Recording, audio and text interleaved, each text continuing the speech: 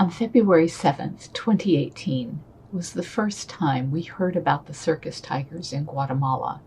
It was a Daily Mail story telling about how a 55-year-old man had both of his arms ripped off by starving tigers who ate them as villagers threw rocks and beat the cats with sticks. The circus had been banned in Guatemala thanks to efforts by Animal Defenders International.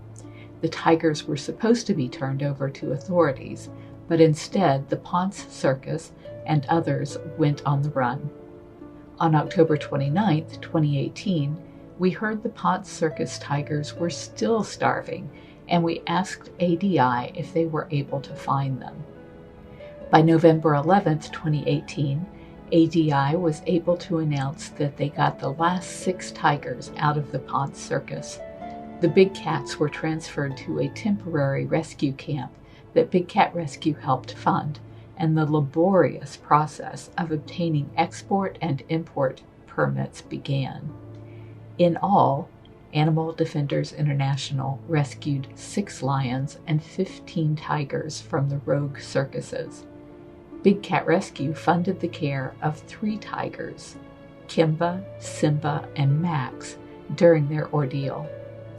At first, other sanctuaries had agreed to do the same, but did not supply the funding necessary, so ADI began to build their own rescue center in South Africa for the other 18 big cats.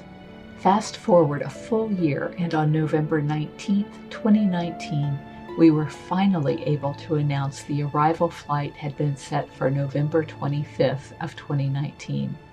Their long ordeal of suffering in a circus, being left to starve, being rescued and transferred to rescue camps, and finally making the long flight across the Gulf of Mexico was nearly over. On November the 25th at 6 a.m., the 3 tigers, Max, Simba, and the youngest one, Kimba, arrived at the Miami International Airport, accompanied by Jan Creamer and Tim Phillips from Animal Defenders International, who rode with them. Our rescue team picked up the cats at the Miami airport and made the 6-hour-long travel back to Big Cat Rescue.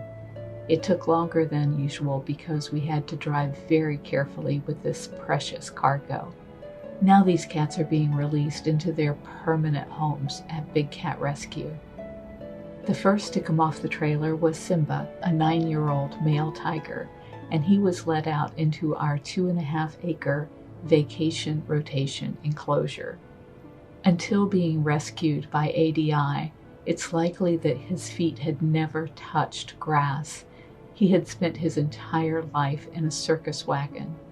While Simba was enjoying his new enclosure, Max and Kimba were being offloaded into their new homes as well.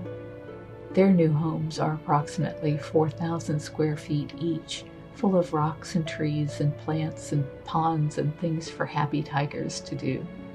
We're sad that these cats will have to spend their entire lives in captivity, but all of the cats who are bred in captivity are doomed to that fate.